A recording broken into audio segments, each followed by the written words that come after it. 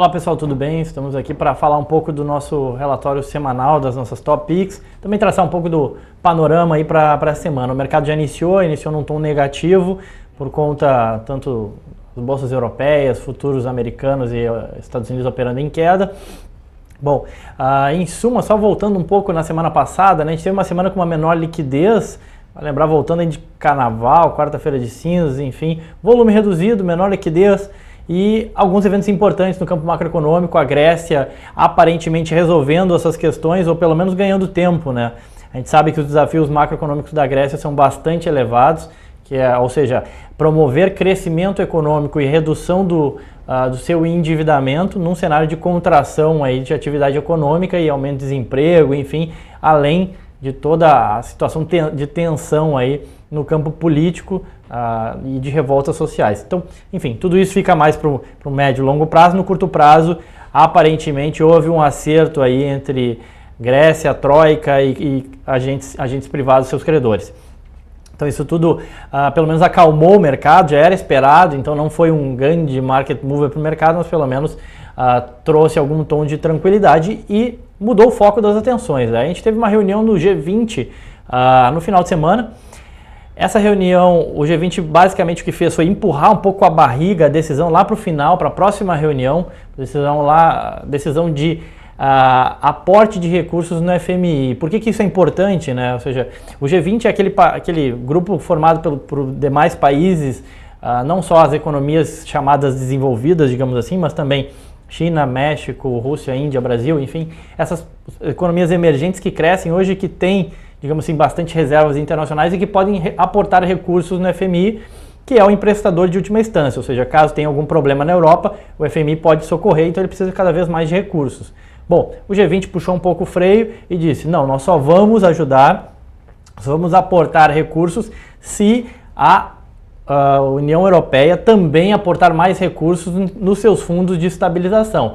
Basicamente jogou França, Alemanha e alguns outros países contra a parede aí, jogou a bola para eles e agora nessa semana a gente tem uma reunião de cúpula na quinta-feira importantíssima aí para tentar definir ou enfim tentar ver se de fato a Alemanha ou os outros países optam por aportar mais recursos, digamos assim, nesses fundos de estabilização da Europa, para daí sim o G20, depois de uma decisão, digamos assim, ou seja, do primeiro passo da União Europeia, o G20 também tomar algum passo, isso lá no final de março, tá? Bom, a semana abre com esse tom aí um tanto quanto negativo, nesse compasso de espera. A gente tem vários indicadores, encomendas de bens duráveis, PIB nos Estados Unidos, enfim, uma bateria de indicadores que prometem trazer volatilidade para essa semana. Falando um pouco do desempenho da nossa carteira, o desempenho da Topix foi bastante positivo, uma alta de quase 1%, frente a uma queda de quase 1% do nosso Ibovespa. Capitaneado aí pelas ações da QGEP, que tinham sofrido bastante e a gente não via tanto motivo para isso, a gente continua firmes e fortes acreditando em QGEP, que teve uma semana bastante positiva. Por outro lado, a CCR, movimento de realização aí, depois de uma alta bastante forte, concentrada aí nesse mês de fevereiro, tá? Então, enfim, a gente vê como um movimento mais normal aí de realização em CCR. Bom, para a próxima semana, que eu falei que semana essa cheia de indicadores, a gente opta por duas alterações, tá? A gente vai retirar as ações da Vale ON e adiciona as ações da Petro ON. E tira as ações da Aliança ON e coloca BR Malls também ON, tá?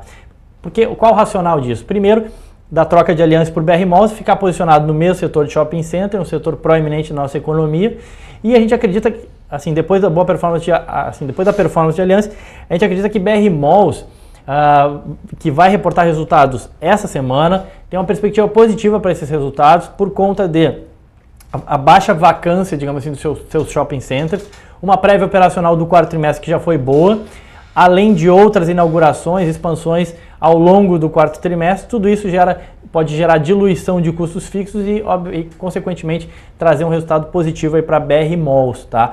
Que, além disso, teve uma performance bastante fraca na semana passada, sem muito motivo, então optamos aí, tanto no relativo quanto uma perspectiva de resultado, em adicionar BR Malls.